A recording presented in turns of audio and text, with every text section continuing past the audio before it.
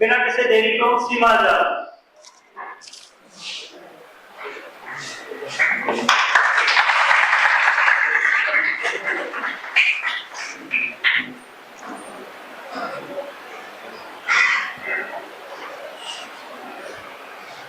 बहुत शुक्रिया आप सभी लोगों का, और आप लोगों को इस विषय पर एक बातचीत रखने के लिए आप सभी लोगों को मेरा सलाम, क्योंकि ये ऐसा विषय है जिसपे बहुत सारे लोग, मतलब देश का ये सबसे महत्वपूर्ण आज का विषय है, लेकिन इस पर बातचीत बहुत कम हो पा रही है। आपस में हो रही है, सोशल मीडिया पे हो रही है, मैगजीन्स में लिख के हो रही है, लेकिन इकट्ठा होकर ऐसे बात करना अभी मुश्किल हो गया है। और मैं जिस स्टेट से आ रही हूँ वहां पे तो असंभव है, हम सोच भी नहीं सकते हैं कि हम ऐसे मुद्दे पर योगी के राज में बातचीत कर सकेंगे। तो मुझे यहाँ पे आके थोड़ा हल्कापन महसूस हो रहा है कि मैं भी आपके बहाने से इस पर कुछ बात कर सकूंगी, तो इसके लिए भी आप लोगों का बहुत सारा शुक्रिया। साथियों, अभी कोई साथी पूछ रहा था कि किसी पत्रकार को कैसे विषय पे लिखना चाहिए, तो मुझे यही लग रहा था कि हाँ, कैसे विषय पे लिखना चाहिए। तो जो देश की दिशा को निर्धारित करने वाले विषय हैं, या फिर देश में जो देश का भविष्य निर्धारित करने वाले विषय हैं, उन विषयों पे लिखना चाहिए, वो एक बात है। लेकिन आज जो हो रहा है हमारे देश में, जो घटित हो रहा है, जो हमारे सामने है, जो 30 अप्रैल को संसद में जिस पे बातचीत हुई है और इतना साइलेंटली वहां पे इस पे बातचीत करके गृह मंत्री जी निकल गए, उस पे बातचीत करना देश के भविष्य के लिए बहुत ज्यादा जरूरी है। देश के भविष्य के लिए, इस देश के संविधान को बचाने के लिए भी उस पर बात करना आज बहुत ज्यादा जरूरी है। वो विषय यही है कि वहां पर संसद में ये घोषणा कर दी गई कि अब पूरे देश से माओवाद का सफाया हो चुका है। तो ये जब वो माओवाद का सफाया हो चुका है, तो इससे बहुत सारे लोग खुश भी हो सकते हैं, जिनके दिमाग में ये है कि माओवाद मतलब कि कुछ इंसर्जेंट लोग, मतलब कुछ उग्रवादी लोग या कुछ ऐसे लोग जो सरकार के खिलाफ लड़ रहे हैं। लेकिन ये बात सही भी है, जो सरकार के खिलाफ लड़ रहे हैं, लेकिन सरकार के खिलाफ वो लड़ रहे हैं तो उनका एक मकसद भी है लड़ने का, और उससे भी, उसके साथ ही उसके जितना ही बड़ी महत्वपूर्ण बात ये है कि वो जिनके लिए लड़ रहे हैं या जिस वजह से लड़ रहे हैं, जिनके लिए भी नहीं, क्योंकि आदिवासी ही माओवादी है, माओवादी ही आदिवासी है, जहां से उनके सफाई की बात की जा रही है, उस पर बात करना आज इस देश की आगे की पॉलिसी निर्धारित करने के लिए जरूरी है। और जिस समय वो ये बात कर रहे हैं, ठीक उसी समय पे इस देश के एक हिस्से से उनका जवाब भी दिया जा रहा है। जिस समय ये बातचीत चल रही थी, वो लोकसभा से ये घोषणा कर रहे थे, ठीक उसी समय उड़ीसा के सिजिमाली पर्वत पे एक बहुत बड़ा प्रोटेस्ट चल रहा है और उसकी भी खबर आ रही थी। तो ये एक उनका जवाब भी है। वो बेशक उसको हम माओवादी आंदोलन नहीं बोल सकते हैं, लेकिन जिस आंदोलन को खत्म करने की बात वो बोल रहे हैं, जिस कारण से वो आंदोलन चल रहा है, जिसकी अभी हम आगे बातचीत करेंगे, जिस आंदोलन के लिए वो कह रहे हैं कि अब हम फ्री हो गए, अब हम अपने तरीके का विकास खुल के कर सकते हैं, उसका ये जवाब था कि वहां पे एक बहुत बड़ा आंदोलन चल रहा है, जिससे वहां की सरकार बहुत ज्यादा प्रभावित है और किस तरीके से उस आंदोलन को दमन किया जाए उसके तमाम तरीके सोच रही है। तो जवाब देने के लिए मुझे लगता है कि एक ये खबर ही उस दिन के लिए काफी थी। और हम तो ये भी मजाक में बोल रहे थे कि ये तय हुआ था कि 31 मार्च को होगा आखिरी दिन, 31 मार्च को तक की ये जो सीमा निर्धारित की गई थी। तो हम लोग ये हंसी मजाक कर रहे थे कि अगर उन्होंने 31 मार्च को ये घोषणा की होती या 1 अप्रैल को की होती, तो लोगों को लगता है कि हमें अप्रैल फूल बनाया जा रहा है, समझ भी जाते लोग। इसलिए शायद उन्होंने एक दिन पहले ही ये घोषणा कर दी, ताकि अखबारों में भी एक दिन अप्रैल फूल के एक दिन पहले आ जाए ये खबर। तो हम बेशक ये हंसी मजाक कर रहे थे, लेकिन उनको ये सच्चाई पता है और वो इसीलिए वो बोल रहे कि लगभग सफाया कर दिया गया है।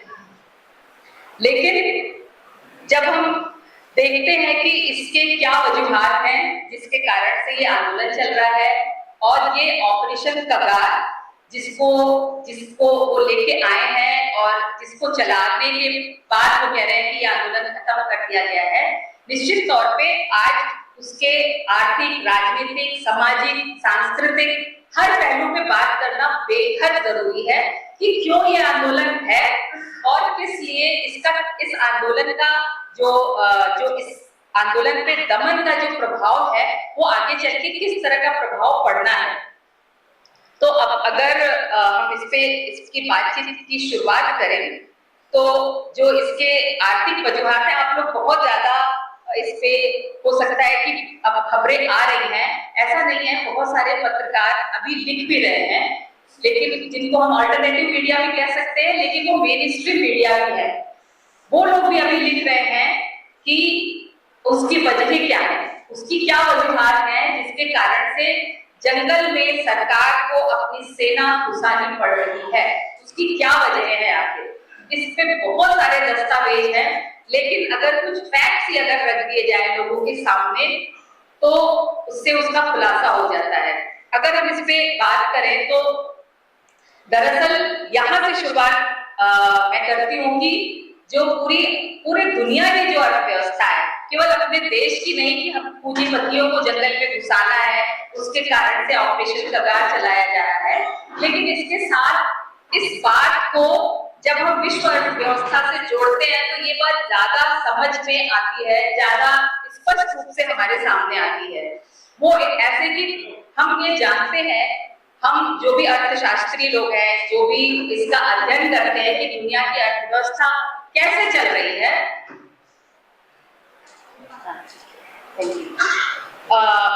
वो लोग ये अच्छे तरीके से जानते हैं कि दुनिया अभी कैसे मुनाफाखोर अर्थव्यवस्था है, और ये मुनाफाखोर अर्थव्यवस्था का एक चेन चलता रहता है।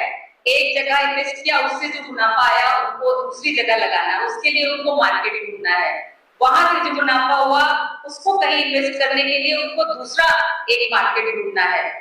तो जो डेवलपमेंट, जो कि जब ये दुनिया में लोग इस अपनी एक सोसाइटी बनाकर रहना शुरू किया, तो जो एक सिस्टम बना था जिसमें कि इंसान केंद्रित व्यवस्थाएं पनप रही थी। इंसान केंद्रित मतलब इंसान के लिए क्या, इंसान को आगे बढ़ने के लिए, इंसान के डेवलपमेंट के लिए कौन सी चीजें, कौन सी ऐसी व्यवस्था है जो कि फायदे की हो सकती है, उस तरह की अर्थव्यवस्थाएं लाई जा रही थी। लेकिन अभी जो जिस तरह का डेवलपमेंट चल रहा है उसमें ध्यान इसका रखा जा रहा है कि जो बड़े बड़े कॉर्पोरेट घराने हैं, जो पूंजीपति घराने हैं, उसमें उनको मुनाफा कैसे बढ़ाया जाए। इंसान उनके केंद्र में नहीं है। अगर इंसान उनके केंद्र में होता तो एक तरफ तो दुनिया टेक्निक या डेवलपमेंट के बहुत ऊंचे शिखर पे पहुंच गई है, 27 मंजिला एंटीलिया बन गया है और बहुत तरह की टेक्नोलॉजी, एआई आ गया है, लेकिन उसके बावजूद इस देश में इतने सारे लोग इस स्थिति में क्यों है कि उनको 20 रुपए से भी कम पे हर रोज जीना पड़ रहा है। तो ये जो अर्थव्यवस्था है, जो मुनाफा केंद्रित अर्थव्यवस्था है, इसमें इंसान के लिए कोई जगह नहीं है। इसमें जानवर के लिए तो सोचना भी बहुत दूर की बात है। इंसान तक के लिए, जिसने अपने श्रम से इस दुनिया को बनाया है, उसके लिए कोई जगह नहीं है। तो ये अर्थव्यवस्था जो साम्राज्यवाद के हाथ में, जो इंपीरियलिज्म के हाथ में केंद्रित हो गई है, वो अर्थव्यवस्था दरअसल मंदी के दौर में पहुंचते हुए कगार पे पहुंच गई है।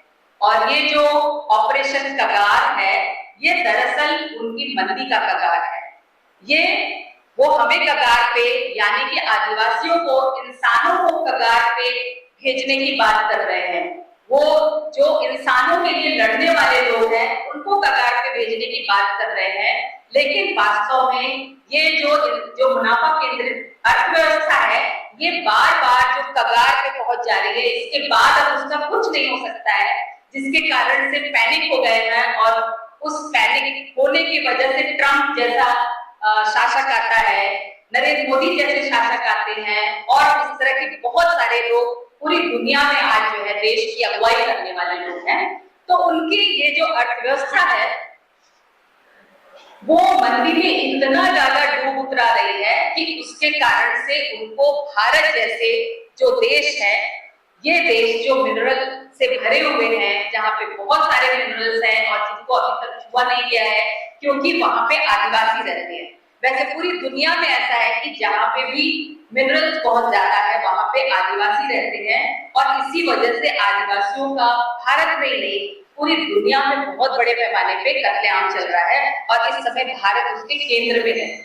तो ये उनके इकोनॉमी के कगार पे पहुंचने का ये एक लक्षण है जिसके कारण से हमारे देश में ऑपरेशन कगार है। और अगर हम मतलब इसको हम बहुत सारे फैक्ट्स के रूप में देख भी सकते हैं कि जब से ये कहा गया है कि हम जंगल के अंदर माओवादियों का खात्मा करेंगे, जब से ये कहा गया है कि अब हम उनको मुख्य धारा में लाएंगे, जब से ये घोषणा की गई है कि हम इन इलाकों में जाएंगे, या जब से आपको याद होगा कि जब जीएन साईं बाबा वाला जो केस था, गढ़चिरौली वाला केस जो था, उसका जजमेंट आप में से बहुत सारे लोगों ने पढ़ा होगा। उसमें साफ तौर पे ये कहा गया है कि ये जो लोग हैं जीएन साईं बाबा और उनके साथ के और बहुत सारे लोग, ये लोग, इन लोगों को जज ने लिखा हुआ है, जज ने कहा है कि मैं तो इन लोगों को फांसी दे देना चाहता हूँ, लेकिन ज्यूरिसडिक्शन के कारण हमारे हाथ बंधे हुए हैं, इसलिए मैं केवल आजीवन कारावास की सजा देता हूँ। तो क्यों इनका इतना ज्यादा, जज का इतना ज्यादा गुस्सा क्यों है?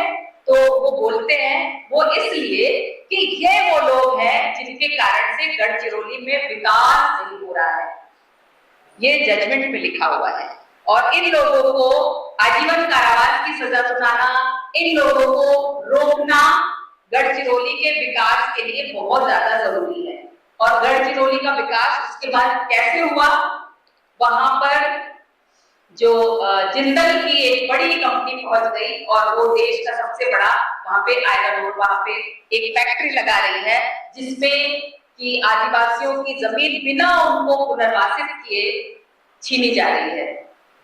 आप ये देखिए कि आदिवासी अपने पहाड़ को, अपने जंगल को अपना देवता मानता है, अपना भगवान मानता है, और उसको इस कारण से भी वो उसको छोड़ना नहीं चाहता है।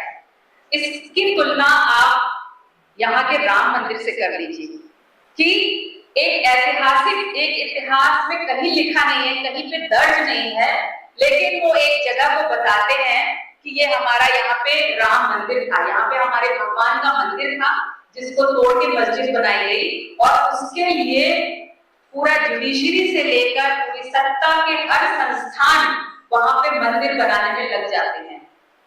और वही सरकार, वही सत्ता एक उस जगह पे जहां पे आदिवासी बोल रहे हैं कि ये हमारे भगवान है, ये पहाड़ हमारा भगवान है, ये हमारा न्याम देवता है, ये हमारे ये भगवान है, ये हमारे फला भगवान है, लेकिन वहां पर उनके भगवान को बचाने के लिए वो कुछ नहीं करता है। अगर आपको भगवान को बचाने की ही इतना शौक है तो आप केवल अपने भगवान को क्यों बचा रहे हैं? वो भी तो, और उनको आप हिंदू बोलते हैं, आदिवासियों को आप दूसरा धर्म का नहीं बोलते हैं, आप बोलते हैं कि हिंदू है, लेकिन अगर आप बोलते हैं तो आप उनका भगवान बचाने के लिए क्या कर रहे हैं? वो उनकी नहीं सुनते हैं, इस बात को भी नहीं सुनते हैं, इस सांस्कृतिक अपील को भी नहीं सुनते हैं।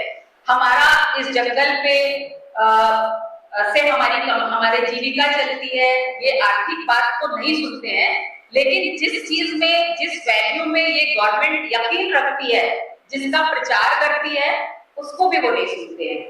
तो गढ़चिरौली का पूरा पहाड़ जिसको आदिवासी भगवान मानते थे, उसको पूरा का पूरा उजाड़ के वहां पे फैक्ट्री लगाई जा रही है। और वहां पे भी एक आंदोलन चल रहा था, बहुत दिनों तक लोग धरने पे बैठे रहे, पर उसकी कोई रिपोर्टिंग किसी भी पत्रकार ने नहीं की। आई तो 2022 तक छुटपुट रिपोर्टिंग आई। तो मैं आप लोगों को एक झलक दिखाना चाहती हूँ कि इस बीच जबकि ये घोषणा हुई है कि ऑपरेशन कगार के माध्यम से आदिवासियों को खत्म कर दिया या माओवादियों को खत्म कर दिया गया है, हम जंगल में घुस गए हैं और अब जंगल का हम विकास करेंगे, डेवलपमेंट करेंगे, तो विकास के इस मॉडल में क्या क्या हुआ है उसकी एक छोटी सी झलक मैं आपको दिखाना चाहती हूँ। ये फैक्ट है केवल, लेकिन फैक्ट से भी बहुत सारी चीजें समझ में आती हैं।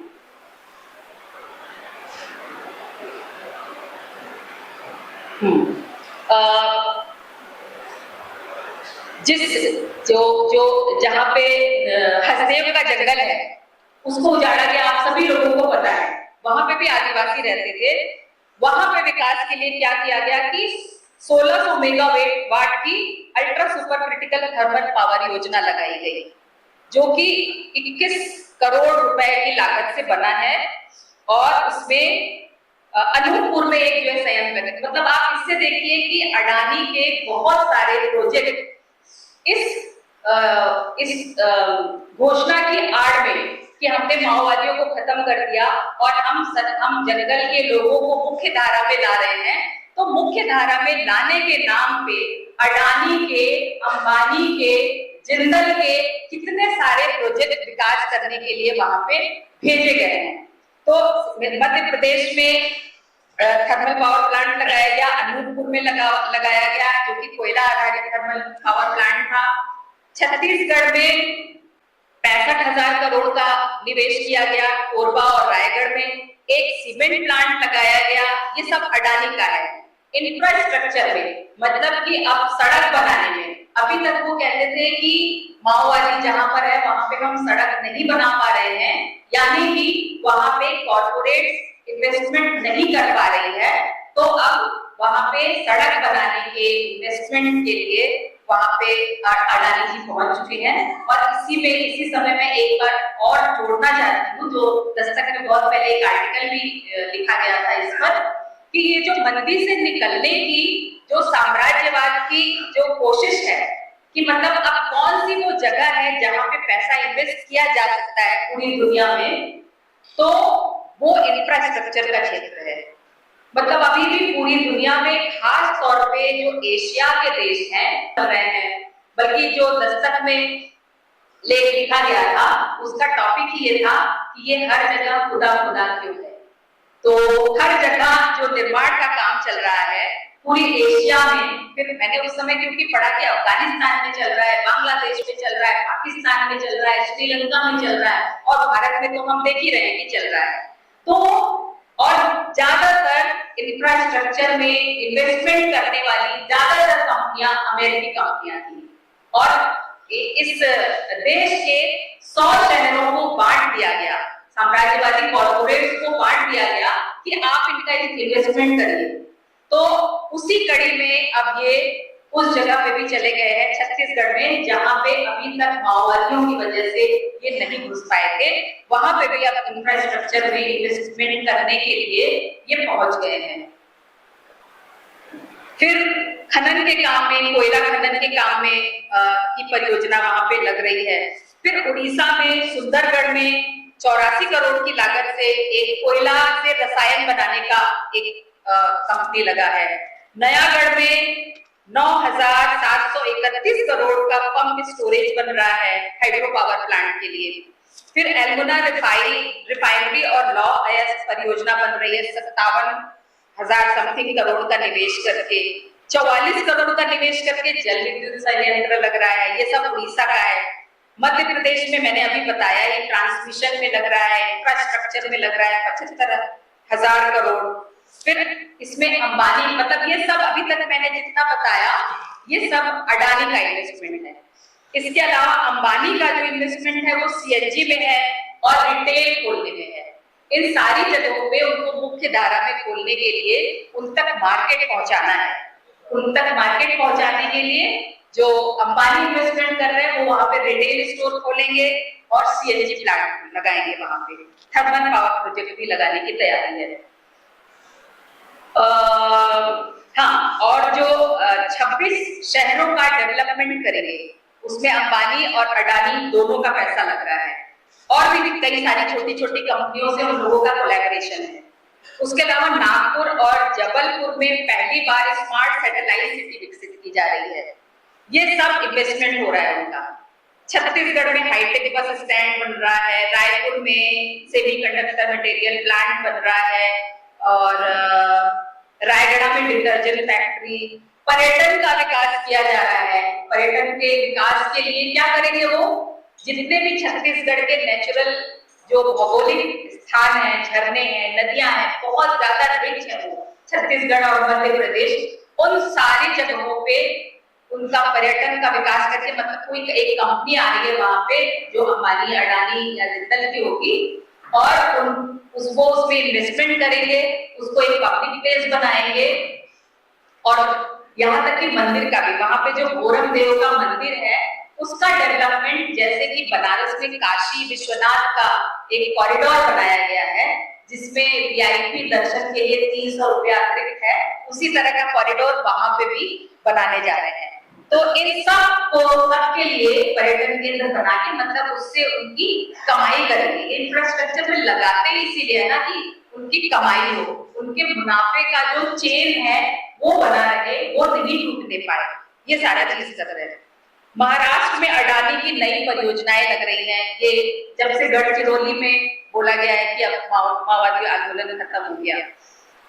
विदर्भ में 70,000 करोड़ का एक दीर्घकालीन निवेश, मतलब लंबे समय तक चलने वाला, थोड़ा थोड़ा लगाते रहेंगे। इसके अलावा सौर पैनल निर्माण इकाई और डिफेंस सेक्टर, डिफेंस का भी एक वहां पे फैक्ट्री खोलेंगे महाराष्ट्र में। Lloyd metal and energy limited का 4.5 मीट्रिक टन प्रति वर्ष क्षमता वाला इस्पात संयंत्र लगना है। रिलायंस एनर्जी यहाँ भी पहुंच रहा है, और सबसे बड़ी बात कि गढ़चिरौली में जिंदल पहुंचा हुआ है जो 25 मिलियन टन प्रति वर्ष की क्षमता वाला नया इस्पात संयंत्र स्थापित करेगा, जो सबसे ज्यादा वहां के आदिवासियों को उजाड़ रहा है, और जिसके बारे में अभी मैंने बात की कि जो उनका पहाड़ है, जो आदिवासियों का पहाड़ है, जिसपे वो जीते हैं, रहते हैं, और जिसको वो अपना देवता मानते हैं, उस पूरे पहाड़ को वो खोद देंगे। और उसका उद्देश्य क्या है कि एक वैश्विक स्तर पर इस्पात केंद्र बनाया जाए, विश्व का पहला सबसे बड़ा इस्पात केंद्र बनाया जाए, और यहाँ से इस्पात बड़ी मात्रा में दूसरे देशों को सप्लाई करके मुनाफा कमाया जाए। तो ये पूरी परियोजना है उनकी।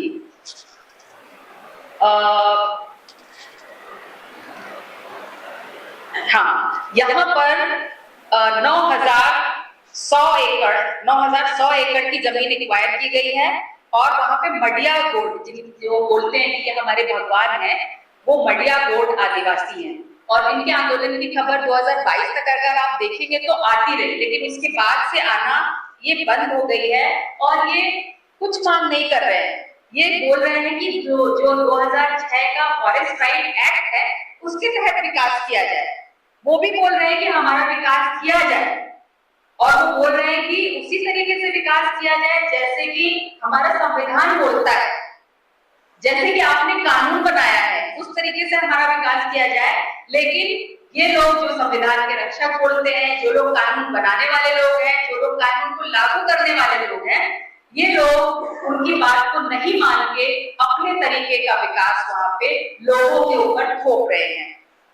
वहां पे दमकोंडा बाई बचाओ आंदोलन जो है शुरू हुआ, लेकिन उसका कुछ अभी तक हो नहीं पाया, और क्योंकि माओवादी वहां पे बहुत कमजोर हो गए हैं, और वहां पे आदिवासी का आंदोलन इस वजह से भी कमजोर हुआ है, और इसलिए वो जिंदल वहां पे अपना संयंत्र लगाने में सफल हो गया है।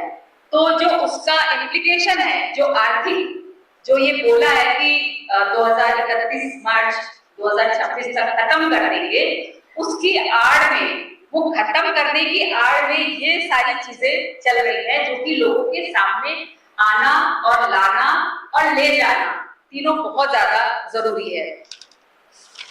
इसके अलावा अगर हम बात करें कि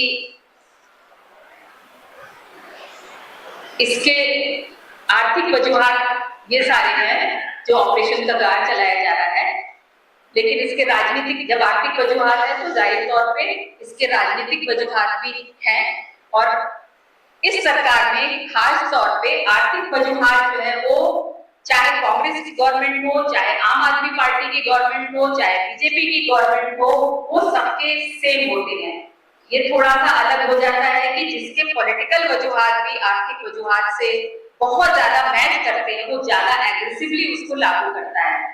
तो यहाँ पर जो बीजेपी का जो इस समय सत्ता में केंद्र में है, उनका जो पॉलिटिकल जो वजूहात है वो उनके इकोनॉमिक वजूहात से बहुत ज्यादा मेल खाता है, इसलिए वो ज्यादा एग्रेसिवली खुल्लम खुल्ला संविधान का अवहेलना करके उसको लागू कर रहे हैं।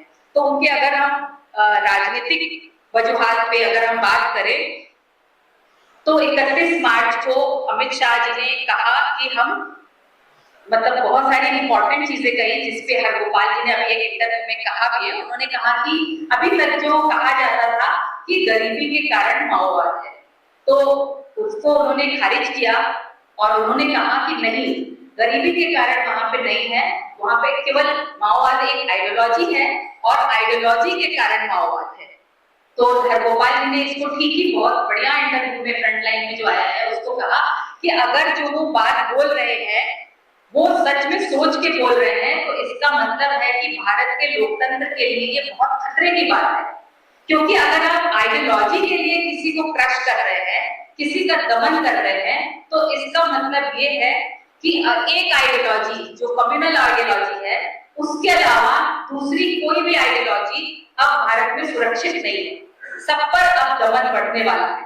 दरअसल जब वो ये बोल रहे थे लोकसभा में, तो वो इसकी खुली घोषणा कर रहे थे वास्तव में कि ये आइडियोलॉजी के कारण है और आइडियोलॉजी को हमने खत्म कर दिया।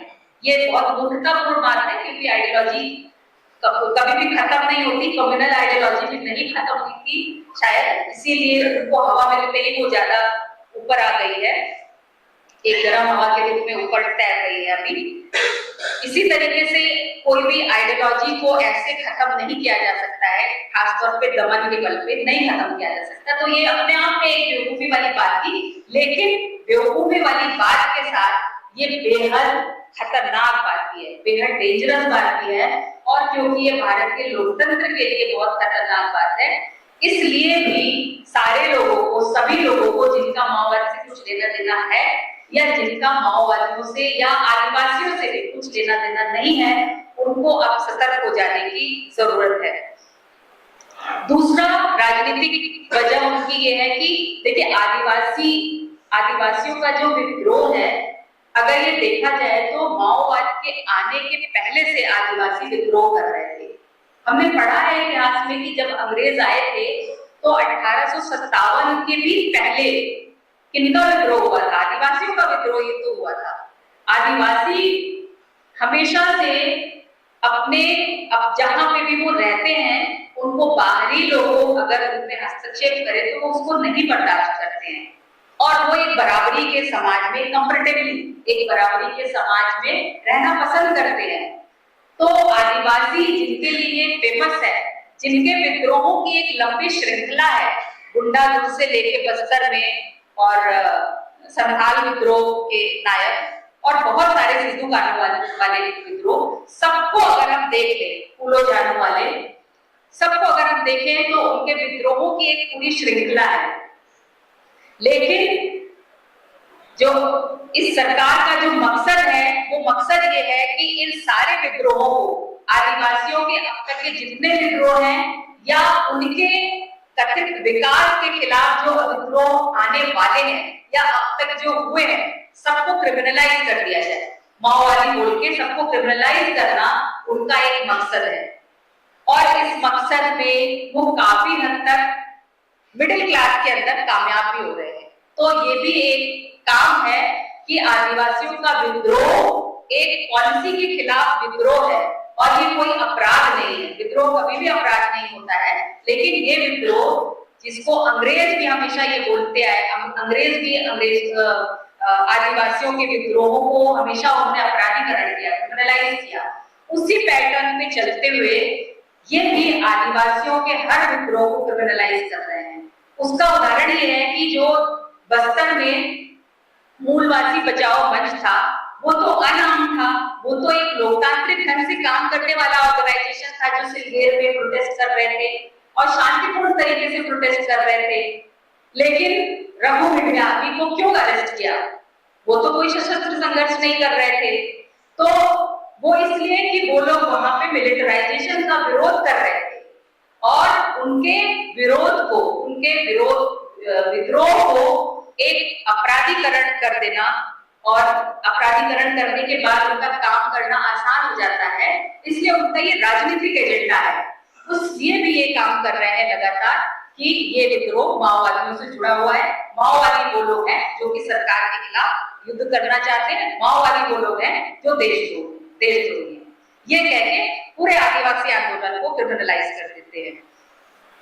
एक बात मैं और भी यहाँ पे, मैं पंजाब में हूँ इसलिए मैं बोल सकती हूँ, मैं बोल दे रही हूँ कि मैं यूपी में नहीं बोल सकती थी कि जो माओवादियों का एक विकास का मॉडल है, जनताना सरकार का मॉडल, अगर हम उस पर भी बात करें, क्योंकि उससे उन लोगों को दिक्कत है, उस पर भी अगर हम बात करें तो मुझे ये लगता है, क्योंकि जब NIA ने मुझसे पूछताछ की तो मुझसे ये भी पूछा था कि आपने जनताना सरकार के पे आर्टिकल क्यों लिखा था, तो मतलब उनको क्या जवाब दिया वो अलग बात है, भाई क्यों नहीं लिखे, आप हमको बताएंगे क्या कि हम क्या लिखे क्या नहीं लिखे। लेकिन उनको इस मॉडल से दिक्कत क्या है और इस तरह के मॉडल अगर देश में है तो क्या दिक्कत है, किसी को भी क्या दिक्कत है, ये इससे समझा जा सकता है कि इसी दुनिया में हम बोलते हैं कि अमेरिका भी एक लोकतांत्रिक देश है, यूरोप के सारे देश लोकतांत्रिक देश हैं, भारत एक लोकतांत्रिक देश है और बहुत सारे लोकतांत्रिक देश हैं। लेकिन सभी देशों में अगर हम देखें तो लोकतंत्र की स्थिति बहुत अलग अलग है। कुछ हमसे लोकतंत्र में बहुत आगे है और कुछ लोकतंत्र में हमसे भी बहुत पीछे हैं। तो अगर इस हवाले से हम अभी यहाँ पे जो आंदोलन कर रहे हैं उसके बहुत आगे के आंदोलन अभी यूरोप में और अमेरिका में हो रहे हैं, तो हम तो अभी बहुत पीछे के आंदोलन कर रहे हैं। अगर कोई ये कहे कि मतलब ये चीज हम हासिल कर लेंगे तो हम वो वाला आंदोलन भी करेंगे, तो बिल्कुल हम करेंगे। हमको अभी ये चाहिए, उसके बाद हमको इसके आगे का डेमोक्रेसी चाहिए। डेमोक्रेसी कोई ऐसी चीज नहीं है जो कि ठहराव में रहती है, वो जैसे जैसे इंसान की चेतना बढ़ती है वैसे वैसे डेमोक्रेसी भी डेवलप होती है और वैसे वैसे हर देश का डेमोक्रेटिक कॉन्स्टिट्यूशन भी चेंज होता है। इसीलिए कॉन्स्टिट्यूशन में इतने सारे अमेंडमेंट्स किए जाते हैं। कोई पवित्र पुस्तक नहीं है जैसा कि ये लोग पूछते हैं कि उसमें कोई अमेंडमेंट नहीं हो सकता है। क्यों अमेंडमेंट्स होते हैं अगर वो पवित्र पुस्तक है तो? वो इसीलिए होता है कि जैसे जैसे समाज की चेतना आगे बढ़ती है, लोगों के दिमाग डेमोक्रेटाइज होते हैं, वैसे वैसे हम चाहते हैं कि ये भी बदलाव हो इसमें। अगर इस लिहाज से हम देखें तो आदिवासियों में अगर एक मॉडल लागू किया जा रहा है, अगर मान लीजिए कि लोकतंत्र का एक मॉडल वहां पे लागू किया जा रहा है, तो इससे क्या दिक्कत है किसी को? ये तो संविधान के दायरे में ही है ना, तो इसको क्रश करने की क्या जरूरत है? जब ये इस देश का संविधान भी बोलता है कि जो है यहाँ पे फॉरेस्ट राइट एक्ट लागू है, यहाँ पे पेशा कानून ये बोलता है कि ग्राम सभाएं अपने हिसाब से लागू कर सकती हैं, अपने विकास का मॉडल अपना सकती हैं। तो जब कहीं पर जनताना सरकार के रूप में विकास का, लोकतंत्र का एक नया मॉडल, या फिर बोले कि लोकतंत्र से आगे भी बढ़ के समाजवाद का एक नया मॉडल अगर लागू किया जा रहा है, तो इससे अगर कोई सचमुच अपने आप को लोकतांत्रिक देश बोलता है तो इससे क्या दिक्कत है? आप उनसे दिक्कत बना सकते हैं, तभी समझ में आता है जो हथियार लेके आपसे लड़ रहे हैं। लेकिन अगर कोई एक मॉडल बना के उसमें जी रहा है और वो कह रहे हैं कि हम इसी तरीके से जिएंगे, तो इसमें किसी को क्या दिक्कत हो सकती है या सरकार को क्या आपत्ति हो सकती है? ये सवाल निश्चित तौर पे उठाना चाहिए। तो उनके जो राजनीतिक वजूहात है ये भी उसमें एक उसका हिस्सा होना चाहिए, उसका एक हिस्सा है कि वो नहीं चाहते हैं कि उनकी डेमोक्रेसी की जो लिमिट है, उनकी जो डेमोक्रेटिक, हम तो उनको डेमोक्रेटिक ही नहीं मानते हैं, लेकिन जो छद्म डेमोक्रेसी है उनकी, उसकी जो लिमिट है उससे आगे जाके ना तो कोई प्रयोग हो, ना तो उसके आगे जाके कोई सोचे। और एक राजनीतिक वजूहात जो उनके लिए, आज की सरकार के लिए जो सबसे ज्यादा इंपॉर्टेंट है, वो सूरजकुंड परियोजना, जहां पर जो 2022 में हरियाणा के सूरजकुंड में जो चिंतन शिविर लगा, जिसमें गृह मंत्री, गृह सचिव के साथ पैरामिलिट्री फोर्सेस के लोग, पुलिस वाले लोग, जितने भी बस्तर में सुरक्षा का काम करने वाले लोग हैं, वो सारे लोग जो वहां पे शामिल हुए, वो इम्पोर्टेंट चीज है। वहां पे क्योंकि ये तय किया गया कि चिंतन शिविर में ये चिंतन किया गया कि 2047 तक भारत को हिंदू राष्ट्र बनाना है, और हिंदू राष्ट्र बनाने के लिए उन्होंने कुछ चीजें तय की कि उसको बनाने में ये चीजें हमारी रोड़ा है। और उसने जो अमित शाह जी ने अब बोला है कि वो आइडियोलॉजी के कारण है, उसमें उन्होंने माओवाद को भी एक आइडियोलॉजी के रूप में चिन्हित किया। माओवादी ही नहीं, कम्युनिस्ट को भी एक आइडियोलॉजी के रूप में चिन्हित किया है, और इनका खात्मा करना जरूरी है। तो ये जो पूरा अभियान है माओवादियों को खत्म करने का, आइडियोलॉजी के रूप में खत्म करने का, ये इसलिए भी है। उसकी जो ऑपरेशन कगार की जो आर्थिक वजह है, राजनीतिक वजहों में ये बात भी शामिल है कि वो जो हिंदू राष्ट्र बनाने का एजेंडा है, उसमें कोई बाधा नहीं आने पाए। तो इसको भी समझना बहुत जरूरी है, ताकि हम इस देश के लोकतंत्र को न सिर्फ बचा सके बल्कि इससे आगे ले जा सके। क्योंकि अभी इनके लोकतंत्र से हम संतुष्ट हमको नहीं होना चाहिए। इसमें औरतों को अभी बहुत बराबरी का दर्जा नहीं मिला है, इसमें अभी दलितों को बराबरी का दर्जा नहीं मिला है, इसमें भी मुसलमानों को, अल्पसंख्यकों को नहीं मिला है, और अभी बहुत सारी चीजें हैं। मतलब बहुत सारी चीजें बदलाव के लिए अभी जरूरत है। लेकिन उनके इस राजनीतिक एजेंडे के कारण से उनको ये चीजें खतरनाक लग रही थी, जिसको क्रश कर देना चाहते हैं, जिसपे बर्बर दमन करना चाहते हैं, और जिसको वो कर रहे हैं। ऑपरेशन कगार उसमें से एक का नाम है। इसके अलावा जो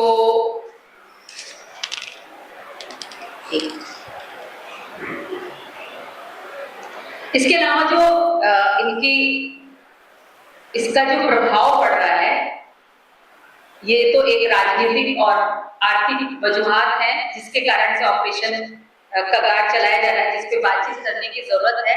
लेकिन इससे जो तुरंत हमारे ऊपर हो सकता है कि अभी बहुत तुरंत असर नहीं आ रहा है इसका, या हो रहा है तो हम उसको, अगर हमारे देश के या हमारे शरीर के एक भी अंग में दर्द है तो हम पूरे शरीर उससे प्रभावित होता है। अगर इस रूप में देखें तो हमारे देश का अगर एक हिस्से में भी अगर जो है इस तरह की दिक्कत है तो पूरे देश की ये समस्या है।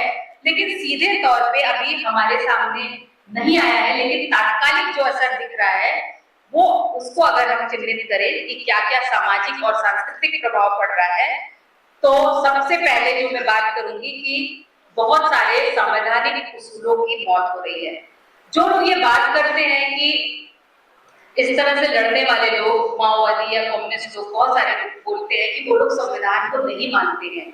लेकिन जो लोग संवैधानिक दायरे में आंदोलन करना चाहते हैं, जैसे कि सोशल या बहुत सारे मानवाधिकार संगठन हैं जो कि संवैधानिक वैल्यूज को लागू कराने की लड़ाई क्योंकि अभी भी चल रही है, इसलिए वो एक्टिव है। तो ये जो ऑपरेशन कगार है, उसका जो असर है, उसका एक असर ये है कि बहुत सारे संवैधानिक वैल्यूज, संवैधानिक उसूलों की हत्या हो गई है। वो ऐसे कि संविधान के 5वें 6वें शेड्यूल की हत्या हो रही है, जिसमें कि आदिवासियों को ये राइट दिया गया है कि वो अपने तरीके से, मतलब उनका वनों पे जो जंगल है, उसकी जो प्रॉपर्टी है, उस पे उनका राइट है, उसको वो अपने तरीके से खर्च कर सकते हैं, अपने तरीके से इस्तेमाल कर सकते हैं। ये राइट उन्होंने लड़ के लिया है। ये राइट क्योंकि उन्होंने लड़ाई लड़ी है, इसलिए उनको मिला है संविधान में, इसीलिए पार्ट और 6 डाला गया है। जो पेशा कानून है ये इसीलिए आया है। तो ये सारी जो संवैधानिक उसूल है उनका मर्डर हो रहा है और खुल्लम खुल्ला हो रहा है।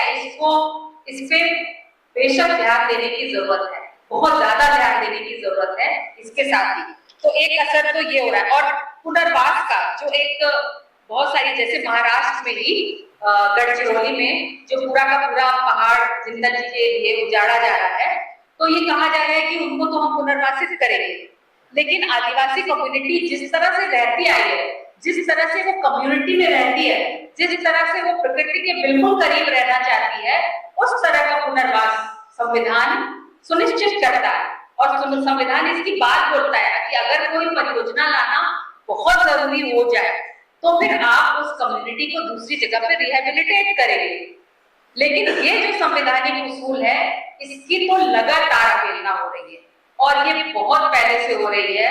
जब देश आजाद हुआ उसके बाद से ही ये शुरू हो गया है और अब ये बहुत ज्यादा घनीभूत रूप में हो रहा है। तो इस संवैधानिक वैल्यू को भी और ज्यादा, पहले से भी और ज्यादा, अब तो मतलब ये कि हम तुम्हारी कोई परवाह ही नहीं करते हैं, इस तरीके से पूरा दमन किया जा रहा है। तो जो संविधान बचाने की लड़ाई में जो यूसीएल जैसे ऑर्गेनाइजेशन हैं उनके लिए भी ये बहुत जरूरी है कि इसका विरोध करें।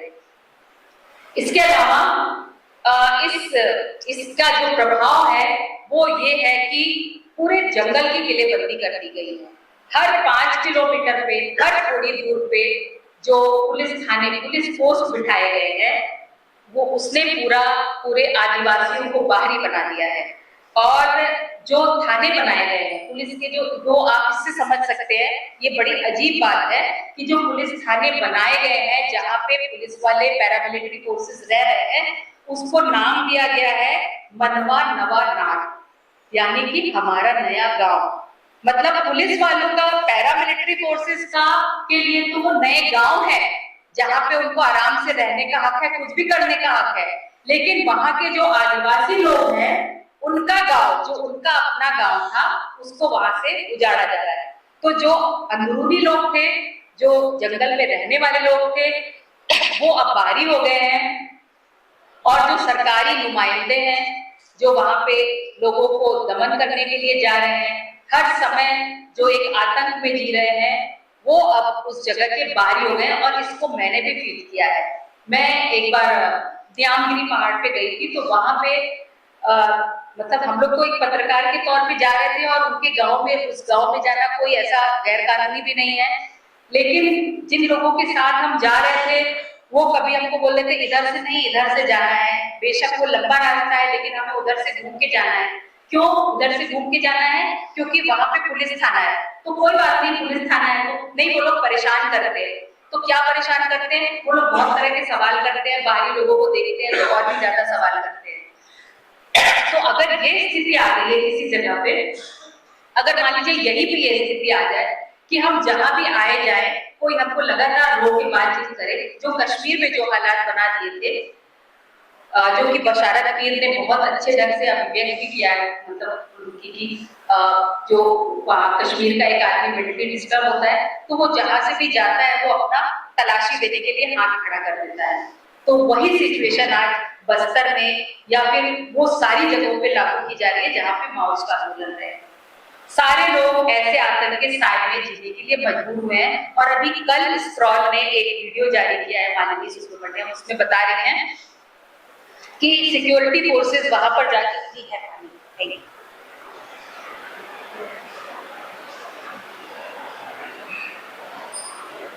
पहली बार ऐसा हुआ है कि बस्तर में घरों को नंबर दिया गया है। हर घर का 1 2 3 4 5, आपको वो लोग हंसी मजाक भी करते हैं, बताया उन्होंने कि तुम 4 नंबर हो, तुम 5 नंबर हो, ऐसे करके जैसे यहाँ पे कॉलोनीज में नंबर दिए जाते हैं वैसे हर घर को नंबर दिए गए हैं। इतना ही नहीं, ये तो शहर में भी होता है, हम इसके आदी हो चुके हैं। लेकिन वहां पे अपने घर के सामने ये भी लिखना है कि इस घर में कितनी औरतें हैं, कितने मर्द हैं और कितने बच्चे हैं। ये उनको अपने घर पे, जैसे हमारे घरों में नेम प्लेट लगता है, उसी तरीके से उनको ये भी कोशिश करना है। तो सर्विलांस इस स्टेज पे पहुंच गया है वहां पे। और अगर कोई गांव से बाहर जा रहा है, कोई मार्केट जा रहा है, तो उसको पास के पुलिस थाने में बता के जाना है। अगर कोई कमाई करने के लिए 3-4 महीने के लिए जा रहा है, गांव में उन्होंने बताया कि बल्क में लोग जाते हैं, 60-70 लोग एक साथ जाते हैं, तो सबको अपना नाम लिखा के जाना होगा, कहाँ जा रहे हैं ये बता के जाना होगा, कौन सा काम करने जा रहे हैं ये बता के जाना होगा। तो क्या वो घर उनका अपना घर रहा? तो ये स्थिति वहां की बना दी है। और एक चीज और भी न्यामगिरी में देखा हम लोगों ने, जब वहां पे हम गए तो जो उन्होंने नाम बताए वो कोई भाषा के थे या और लोगों को मतलब उड़िया नाम थे, लेकिन 2-3 नाम हमें ऐसे मिले, किसी का नाम कृष्णा था, किसी का नाम रामा था। तो खट्टा थोड़ा कान में तो फिर अच्छा यहाँ पे कृष्ण को मानते हैं, मैंने पूछा तो बताया उन लोगों ने कि नहीं, इसका असली नाम तो उन्होंने दूसरा कुछ बताया जो कि आदिवासी नामकरण करते हैं। यहाँ पे सरकारी स्कूल खोल दिया गया है जिसमें बाहर से टीचर आके पढ़ा रहे हैं, और जब ये स्कूल में नाम लिखाने के लिए गया तो उसका नाम कृष्णा कर दिया गया। ये बात क्या बताता है?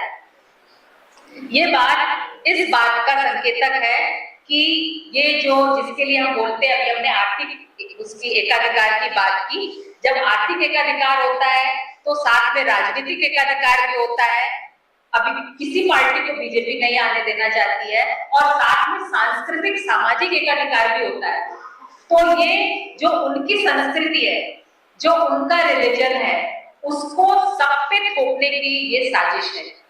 सब लोग एक धर्म के होंगे, सब लोग एक जैसे नाम वाले होंगे, सब लोग एक जैसे कपड़े वाले होंगे, सब लोग एक जैसे कल्चर को मानने वाले होंगे। तो ये उसकी एक बानगी है। ये अभी हमें लग रहा है कि एक दो का नाम रख लिया, लेकिन ये हर जगह शुरू हो गया है, और ये अपनी मतलब अपना धर्म को थोपने का एक घिनौना प्रयास है, जो कि इसका सामाजिक असर के रूप में इन सारी जगहों पे हो गया है। इसके अलावा बहुत सारे ऑर्गेनाइजेशन, इसका सामाजिक प्रभाव ये भी है कि बहुत सारे सामाजिक संगठनों को बैन किया जा रहा है, जैसे मूलवासी बचाओ आंदोलन, जो कि मतलब उनका मकसद है कि जो वहां पे जो उन्होंने कहा कि सरकार के खिलाफ युद्ध लड़ रहे हैं उनको बैन करना या उनको रोकना, लेकिन जो नहीं लड़ रहे उसकी आड़ में, मतलब जो हथियारबंद तरीके से नहीं लड़ रहे, जो डेमोक्रेटिक तरीके से संविधान में बताए गए तरीकों से जो लड़ रहे हैं, उनको भी बैन करना, ये बोल के कि इनका रिश्ता इससे है। जैसे मुझे भी जेल में भेजा था तो मैं कौन सा हथियार लेके लड़ रही थी, या मैं कौन सा माओवादियों के साथ लड़ रही थी, लेकिन क्योंकि दस्तक में ऐसे आंदोलनों की रिपोर्टिंग थी, इसलिए इनका इनसे रिश्ता है। तो जो सामाजिक प्रभाव इस देश में पड़ने वाला है वो ये है कि इससे जोड़ के बहुत सारे ऑर्गेनाइजेशंस को बैन करने वाले हैं। बहुत सारे ऑर्गेनाइजेशंस ऐसे होंगे जिसको सरकार काम नहीं करने देगी। तो ये इसका सामाजिक प्रभाव बहुत ज्यादा गहरा है। और इसके अलावा जेलों में बंद करना, हत्याएं करना, पुलिस कस्टडी में टॉर्चर करना, ये सब की बात तो हम अभी आगे करेंगे। और ये भी उसका एक सामाजिक प्रभाव है कि उनको ये इम्यूनिटी मिल गई है कि वो कुछ भी कर सकते हैं। अब इसमें लास्ट में हम ये देखें कि ये सारा अभियान, जो सारा अभियान ये चल रहा है, इसमें हम लोगों ने बात की कि हाँ आर्थिक राजनीतिक क्या क्या वजूहात है, सामाजिक प्रभाव क्या है, लेकिन इसमें ये केवल हमारी सरकार नहीं कर रही है, इसको भी समझना बहुत ज्यादा जरूरी है। इसके पीछे जो साम्राज्यवादी ताकतें हैं, जो इंपीरियलिस्ट फोर्सेस हैं, उनका भी उतना ही हाथ है, बल्कि ये इंपीरियलिस्ट फोर्सेस को ही लेके आने की ये पूरी कवायद है, ये बोलना ज्यादा सही होगा। जिसको कि हम आंकड़ों से प्रूव करें वो अलग बात है, लेकिन बहुत सारे हथियारों के माध्यम से किस तरीके से वो कर रहे हैं, इसके माध्यम से भी प्रूव किया जा सकता है। तो अगर आप देखेंगे कि बस्तर में जो माओवादियों के दमन के लिए किन किन तरीकों का इस्तेमाल किया गया, तो इससे इसका खुलासा हो जाता है कि कैसे इसके पीछे इंपीरियलिस्ट फोर्सेस है। क्योंकि इसकी बहुत ज्यादा चर्चा नहीं हुई, लेकिन वहां पर इजरायली हेरोन एक यंत्र है, उसका इस्तेमाल किया गया, जो कि इंसान विहीन, मतलब जिसमें इंसान नहीं होता है, एक ऐसा विमान है, एक छोटा ड्रोन है, जो कि केवल निगरानी नहीं करता है, बल्कि वो जरूरत पड़ने पे बम भी गिराता है, मिसाइल भी चलाता है। तो उसका बहुत बड़ी मात्रा में उसका इस्तेमाल किया गया है, और इजराइल इस हेरोन का इस्तेमाल गाजा में लोगों को मारने के लिए करता है, और ये इजराइल में ही बना है, अमेरिकी मदद से इजराइल में ही बना है, उसका इस्तेमाल यहाँ पर बस्तर में किया जा रहा है। इसके अलावा नेत्र ड्रोन करके, भारत ड्रोन करके, वो विदेशी मतलब साम्राज्यवादी टेक्निक लेके यहाँ पे बहुत सारी छोटी छोटी ड्रोन फैक्ट्री बनाई गई है। कानपुर में भी एक बनाई गई है, मुझे अब उसके बारे में बहुत ज्यादा नहीं पता है, पता करना है मुझे, लेकिन ऐसा पता चला है कि कानपुर में भी एक फैक्ट्री में ड्रोन बनाई जाती है। तो कैसा ड्रोन, तो मतलब मैंने पूछा कि वो शादियों में उड़ाने वाले ड्रोन है, तो नहीं, उससे आगे गया। तो बहुत ज्यादा पता नहीं चल पाया, पता करना है। लेकिन साम्राज्यवादी टेक्निक से लेके इस देश के अंदर भी बनाया जा रहा है, और सीधे मोसाद इसमें खास तौर पे, मोसाद मतलब जो इजराइल का जो मिलिट्री इंटेलिजेंस है, उसकी खास तौर पे सीधे सीधे मदद की जा रही है। उसकी मदद कश्मीर के आंदोलन को भी खत्म करने में किया गया, और यहाँ पर बस्तर के आंदोलन को खत्म करने के लिए भी किया जा रहा है। तो उसका जो साम्राज्यवादी जो इन्वॉल्वमेंट है, वो सिर्फ कॉर्पोरेट्स, मतलब कॉर्पोरेट्स के माध्यम से जो यहाँ के नेचुरल रिसोर्सेज हैं उनको केवल लूटने के लिए नहीं है, ये सारा कवायद ही उन्हीं के लिए कि जो इंपीरियलिस्ट कॉर्पोरेट्स हैं उनका मुनाफा कैसे बढ़ाया जाए, उनकी मुनाफे की चेन कैसे टूटने ना दी जाए। लेकिन इसके साथ ही वो इंपीरियलिस्ट कॉर्पोरेट घराने और इंपीरियलिस्ट कंट्रीज इस अभियान में अपने हथियारों के साथ शामिल हैं, ये उसका उदाहरण है। और वहां पे बम भी गिराए गए, हवाई बम भी गिराए गए हैं, जिसकी खबर आती है, बार बार आती रही है, और बार बार उसको खंडन। इसके बारे में तो खैर किसान आंदोलन के लोग बहुत अच्छे से जानते हैं, क्योंकि मुझे पता चला कि किसान के आंदोलन में भी ड्रोन से अटैक किए गए कई बार, ऐसा मुझे पता चला था। हाँ जी, तो आप लोग इसको और ज्यादा जानते होंगे। अब ये सारी चीजें हैं, इसके अलावा टॉपिक में मतलब ये सारा पूरा सीन है जो कि ऑपरेशन कगार को व्याख्यायित करता है, ऑपरेशन कगार को बताता है। ऑपरेशन कगार वास्तव में केवल माओवादियों को दरकिनार करने का, कगार पे लगाने का अभियान नहीं है, बल्कि ऑपरेशन कगार साम्राज्यवादियों के लिए, उनका मुनाफा बढ़ाने के लिए, उनकी मदद से देश के लोगों के खिलाफ, सीधे तौर पे आदिवासियों के खिलाफ, और अप्रत्यक्ष तौर पर, वो भी प्रत्यक्ष ही है, अप्रत्यक्ष तौर पर पूरे देश के नागरिकों के खिलाफ किया जाने वाला एक हमला है।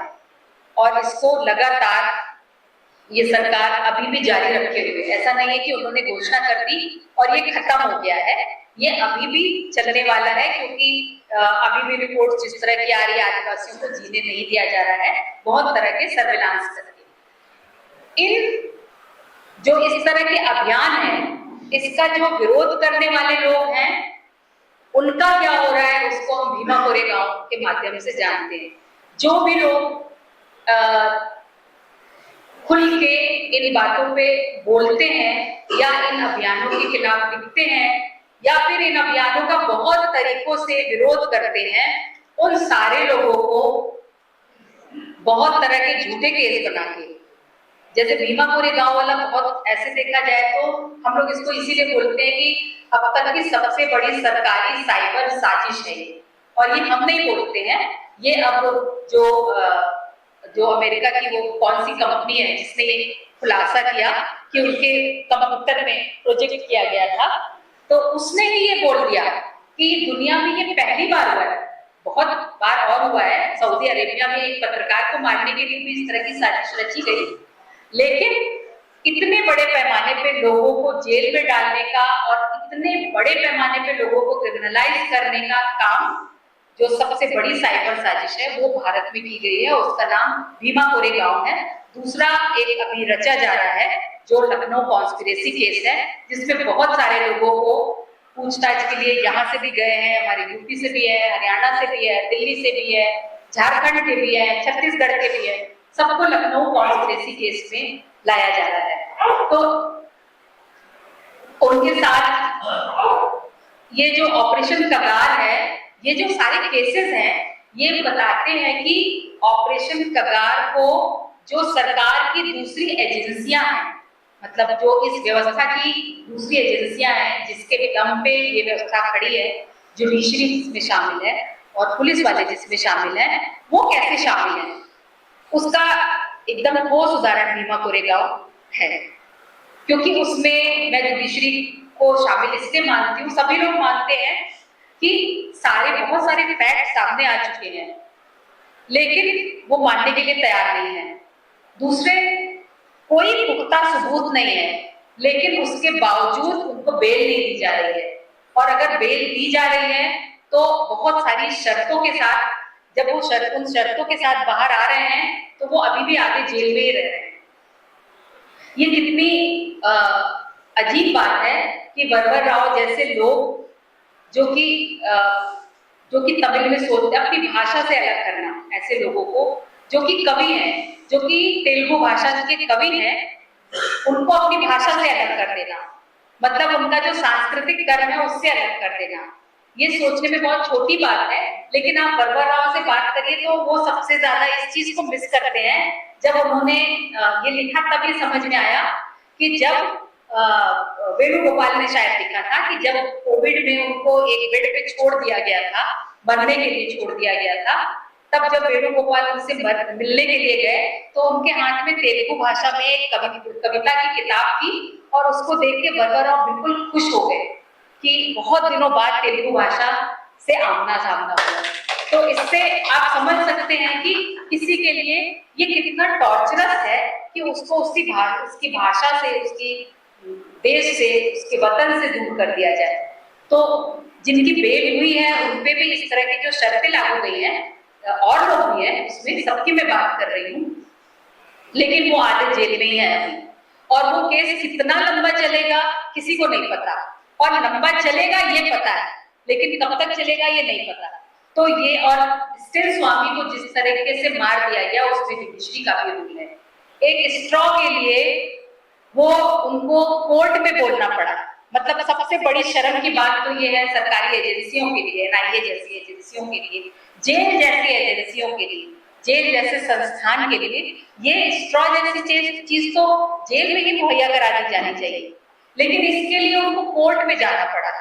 और कितनी शर्म की बात है कि कोर्ट ने एनआईए से पूछा कि क्या हम इनको जो है वो दे, स्ट्रॉ दे, और कितनी ज्यादा शर्म की बात है कि एनआईए ने कहा कि नहीं देना चाहिए। और कितनी बड़ी शर्म की बात है कि कोर्ट ने एनआईए की बात मान ली। मतलब इस देश के लिए इससे बड़ी शर्म की बात और क्या हो सकती है। और वो एक बीमारी के कारण, वो मतलब जेल में बंद होने की एक बीमारी के कारण, जो कि बगीचा में प्रेम का फूल लगाते थे, बगीचा उनके संस्थान का नाम था, यही काम तो वो करते थे, इसके कारण उनको जेल में रखा गया और स्ट्रॉ जैसी बेसिक चीज के लिए उनको तरसा दिया गया और जेल में उनका मर्डर कर दिया गया इस तरीके से। तो ये इस देश के जो बाकी संस्थान है उनकी स्थिति को बयान करता है कि ये किस तरीके से ऑपरेशन कगार जैसे मिशन के साथ खड़े हुए हैं। तीसरा उदाहरण जो अभी दिल्ली में टॉर्चर हुआ है बच्चों के साथ, वो है कि पूरे दुनिया में टॉर्चर के खिलाफ बहुत सारे लॉज बने हुए हैं और सारे लोकतांत्रिक देश टॉर्चर को गैर कानूनी मानते हैं। हमारे अपने देश के संविधान में भी टॉर्चर को गैर कानूनी माना गया है, लेकिन उसके बावजूद वो टॉर्चर करते हैं, उसको एंजॉय करते हैं और उससे मना भी कर देते हैं और कोर्ट उसको मान भी लेती है। मतलब जो टॉर्चर, जिस तरीके से ये मामला सामने आया दिल्ली में, मतलब वो लोग जिस तरह से सेक्सुअल टॉर्चर उन्होंने किया और उसको एंजॉय किया, ये मामला जैसे ही कोर्ट के सामने आया, उनको मुझे नहीं लगता है कि डेट आगे लगाने की जरूरत थी, लेकिन सुनवाई के लिए डेट पे डेट 2 डेट लग चुकी है हैबियस कॉर्पस वाली, और अभी और डेट लग रही है। और इसी कारण से जो दिल्ली स्पेशल सेल के लोग हैं, वो लोग जो टॉर्चर जिन लोगों ने झेला है, उन लोगों के परिवार वालों को अभी भी वो लोग फोन कर करके परेशान कर रहे हैं। शिव कुमार का भी वीडियो आया है सामने, आप लोगों ने देखा होगा सबने, कि उनके पापा को वो हड़का रहे हैं, धमकी दे रहे हैं फोन कर करके कि हम तुम्हारे बेटे को, उसको तो उठाएंगे ही, तुम्हारे छोटे बेटे को भी उठा लेंगे। तो इस तरह की जो एजेंसियां, मतलब पूरी सरकारी एजेंसियां, पुलिस से हम कोई उम्मीद नहीं करते, वास्तव में हम उम्मीद नहीं करते हैं, लेकिन हम चाहते हैं, ऐसा देश बनाना चाहते हैं जिसमें पुलिस भी डेमोक्रेटिक अंदाज में सोचे। अगर आपको कुछ पूछताछ करनी है तो आप पूछताछ करिए, इससे किसी ने नहीं रोका।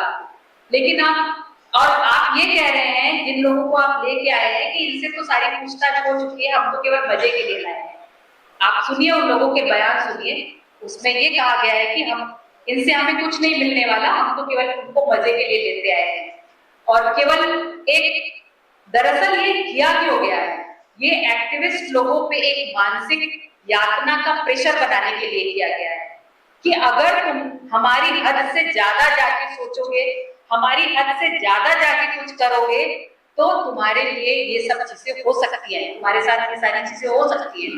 और इसीलिए ये बेहद जरूरी है कि मतलब ये दूसरी बार हुआ है उनके साथ।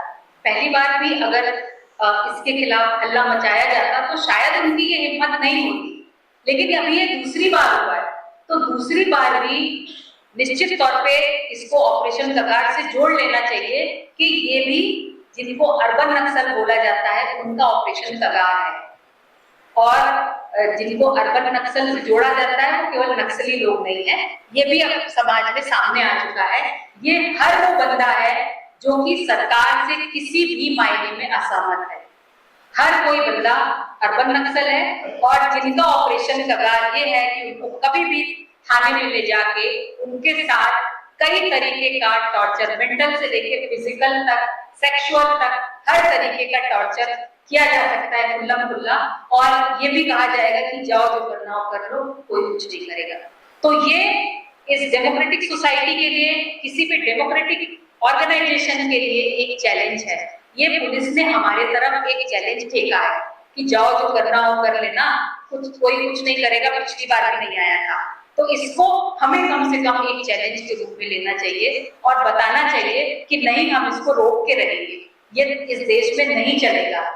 और इसके लिए करना भी यही होगा कि हम अपनी अपनी लड़ाई को अलग अलग नहीं देंगे, मतलब इस चीज को समझे कि ये जो रिप्रेशन अलग अलग सेक्टर में हो रहे हैं वो कैसे एक दूसरे से बहुत ज्यादा कनेक्टेड है और कैसे एक दूसरे के बगैर काम नहीं चल सकता है। जैसे अगर महिला आंदोलन का हिस्सा हम नहीं बनते हैं, अगर पेट्रियार्की के खिलाफ लड़ाई में नहीं शामिल होते हैं, तो हम अपनी ताकत अपने आप से आधी कर लेते हैं। ये मैं सारे आंदोलन के पुरुष साथियों को बोल रही हूँ, खुलेआम बोल रही हूँ कि हम अपनी ताकत अपने आप आधी कर लेते हैं। महिला आंदोलन तो आगे बढ़ जाएगा अपने तरीके से, लेकिन हम अपनी ताकत को आधी कर लेंगे। इसी तरीके से अगर आप दलित आंदोलन से नहीं जुड़ते हैं, तो आदिवासी आंदोलन से नहीं जुड़ते हैं, तो हम अपना नुकसान कर रहे होंगे, क्योंकि हम अपनी ताकत को आधी कर लेंगे। और ये सब पे लागू होता है। दलित ऑर्गेनाइजेशंस अगर नहीं जुड़ते हैं तो वो भी अपनी ताकत को आधी कर लेंगे, क्योंकि इस पूरे देश के हर डेमोक्रेटिक वॉइस के साथ ऑपरेशन कगार चलाया जा रहा है, इसलिए क्योंकि उनकी इकोनॉमी कगार पे पहुंच चुकी है। इसलिए ये हमें कगार पे ढकेलने की कोशिश करेंगे, तो ये लड़ाई कगार बनाम कगार की है। तो हम उनको कगार पे ढकेलते हैं और या वो हमको कगार पे ढकेलते हैं, ये हमें तय करना है और हमें निर्णय लेना है। और निर्णय लेके ये बताना है कि नहीं, हम आपको कगार पे ढकेलेंगे। और मुझे लगता है कि ये पॉसिबल है।